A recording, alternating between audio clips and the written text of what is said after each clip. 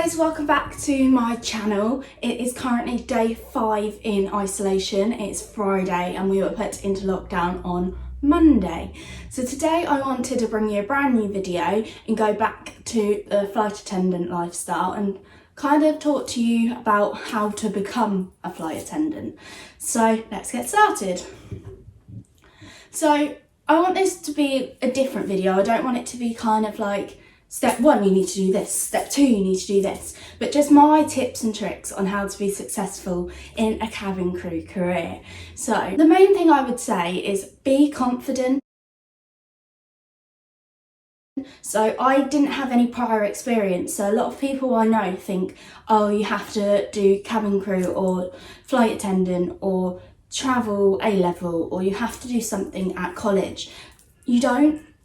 So the story of how I became a flight attendant is quite funny because it's something my mum's always wanted to do, and I never had really any interest in it, but I did want to start travelling Australia, but I didn't have enough money saved up, and it was my mum's idea, and he was like, why don't you just apply? I was like, okay, why not? I've got nothing to lose here. So I literally just went onto Google, typed in cabin crew jobs and looked at all the available listings. So the thing you have to be aware of, guys, is recruitment isn't 365 days a year. So a lot of airlines have specific times where they open their books and then they shut it again, and then you have to wait till the following year.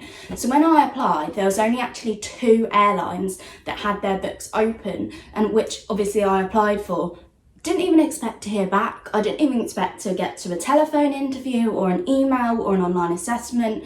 And 2 years down the line, I still work for them. So anyone can do it. Honestly, if I can do it, you can do it. That's my number one thing, is just be confident. If you come across as a happy-go-lucky, you know what you do in person, that's what they want to see. You kind of have to be an actor as a cabin crew, because obviously you've got to take care of lots of people in a metal tube day in, day out. So you've got a lot of problems to fix. Like, you've got to be a policeman, like you've got to be a fireman if needs be, you've got to be a waiter.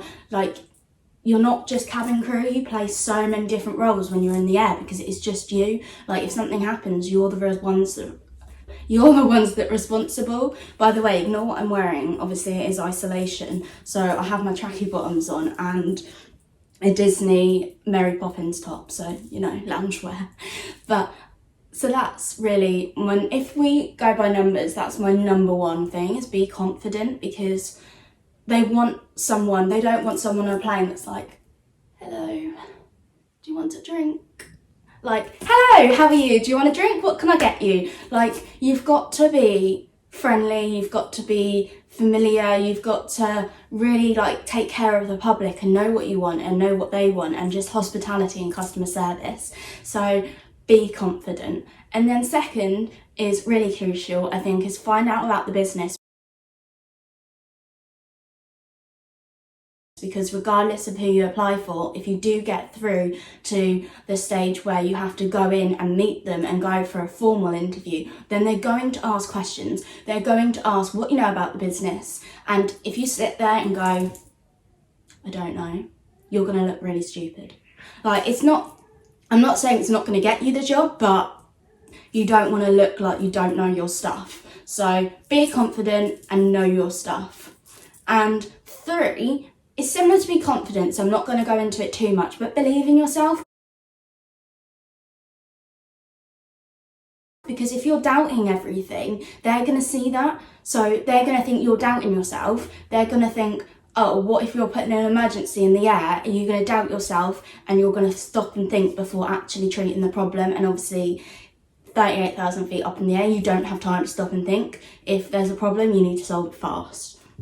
So they're my 3 tips really on personality. So be confident, know your stuff, and just believe in yourself, because personality comes across quite a lot. In my interview, we had to do a group interview, and I had to make sure I put myself out there. I was very vocal and I worked well as a team, because group interview, that's what they're looking for. They're not looking for the ones that sit in the background and don't say anything, because they don't want that. So the next things I want to go on to is more practical and more requirements. So all airlines do have requirements. Obviously, if you're 4 foot, sorry to say it, but there's no point applying. So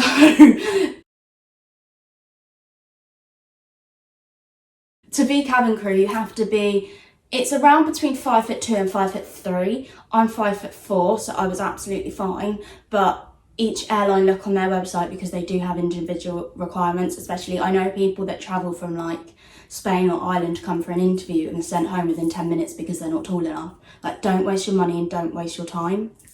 So they're kind of the main requirements. So 5'2", 5'3", individual cabin crew websites will actually state specific centimetres, so it's always best to have a look. I mean, it is done in centimetres, but they don't get a ruler out and sort of measure you. It's done on, they put a suitcase in like a mock-up overhead locker, and you have to be able to stand in the, like, on this like 2 feet. Like, do you know when you get your shoes like feet measured and there's like 2 feet and you put them on there? So you kind of have to stand on like feet and sort of reach the suitcase that they put in a mock-up overhead locker. So as long as you can do that, you're all good. And then you also have the arm reach test. So if a slide doesn't inflate in an emergency, there's a cord that you can pull called the manual inflation handle. So you manually have to pull this for the slide to then come out and inflate. So you have to be able to reach that. So they've got a door and you've got to be able to hold this handle and reach. And it's called the arm reach test. So even if you're tall enough for the overhead locker, your arms might not be long enough. And that's something that's a bit trickier to measure at home. But if you can, I definitely would, especially if you're traveling from far. So they're the top 2 main requirements. Obviously, I'm not going to go too much into it because I don't want to say one requirement and it not be true to certain airlines. But a lot of airlines will want you to have, like, not necessarily UK nationality, but no. They want you to have like a visa to work here, like the normal requirements. So if you've come in from abroad, make sure you can legally work here. Obviously, you don't want to get to the stage where you have to go and apply for a US visa and down to like actual new entrant training and then everything falls apart because everything you should have checked to start with, you didn't, and now you can't go forward. So they're kind of the main things I would say. As I said, I don't want this to be a normal video where it's just like, oh, you have to do this, you have to do that. But I would definitely say check the requirements out on the website, know your stuff, be confident.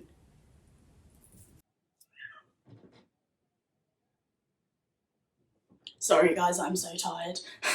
Elliot's just started sleeping through the night and I feel worse. Don't know how, but you know. And it's such a nice day outside. It's sad. So, yeah, don't think you have to go to like cabin crew school, because even if you do training at college, you're still going to have to do training with the airline. Doesn't count. So, how to become a flight attendant. Apply, research the company, believe in yourself, be confident, and smile. They're kind of the 5 tips and tricks, I would say, as well as the requirements. So definitely look the requirements up. This is part 1. I might go into it with more depth in part 2. If you want to see more in depth about how to become a flight attendant, let me know down below and I'll let you guys find out.